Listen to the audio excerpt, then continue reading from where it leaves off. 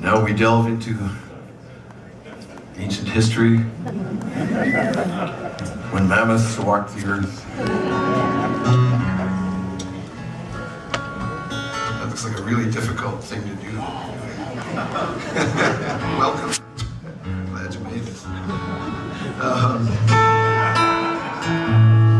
This is a song that dates from the mid-70s, actually. It's not quite as old as I led you to believe just now. But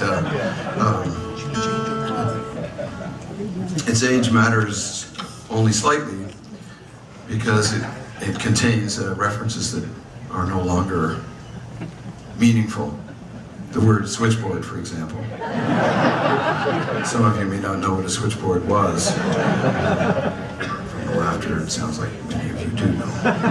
But if you don't know, ask one of the people that laughed. The other reference is a bit more obscure and less likely for you guys to know about, and this would have been true back in the day also. There was a political party, so-called, in Ontario in those days, called the Western Guard Party. And you might gather from the name they gave themselves, Western, capital W, Guard, capital G. Their job, as they saw it, was to guard Western culture against all comers. The fact that most of them were from Eastern Europe didn't seem to have any great significance to them. But they were not a nice bunch. And their platform, of course, was one which has become, unfortunately, all too familiar to us now in the last year. I guess it was lurking there all that time, and lurking. It hasn't really popped up in Canada as much as it has here, but it's there too. It's there in the attempts by the Quebec government to ban covering your face in public, which they claim has nothing to do with Islam. Oh no. They just want to be able to take your picture all the time, I guess. But it's shown up with a certain degree of virulence. It's greater than what we've seen in Canada so far.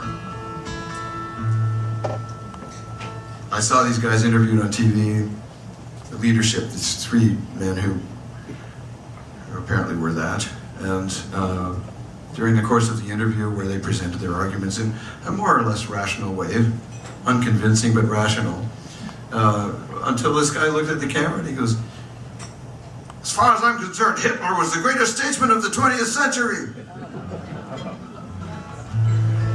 You know, the words Hitler and statesman together, it's a bit shaky to me. It's not a combination I would have thought of, and I guess I gotta give him credit for imaginative thinking or something.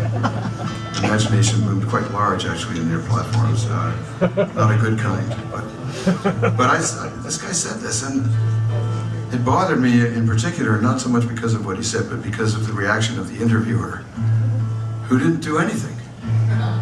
He didn't call him on it. He didn't say, "What do you mean by that?" Or yeah. He just said, he just kind of looked uncomfortable and went on to the next question. And I thought that was kind of disgraceful. Yeah.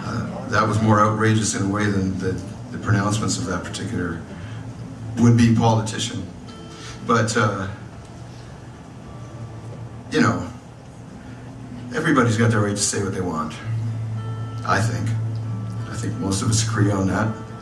There's a bit of a context issue sometimes.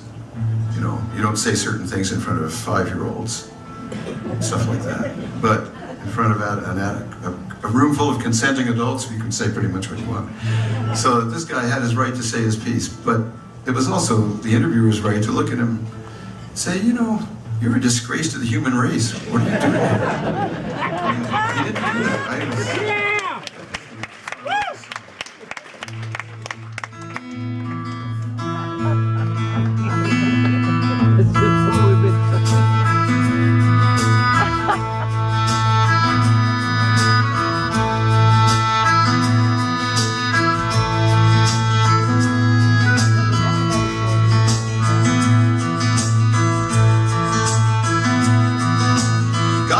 Social graces never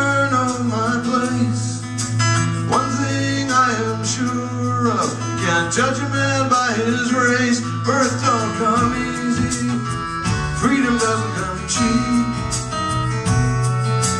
Rules and worlds get swept away while you waste your time in sleep.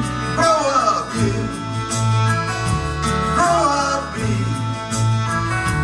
Grown together, free to be.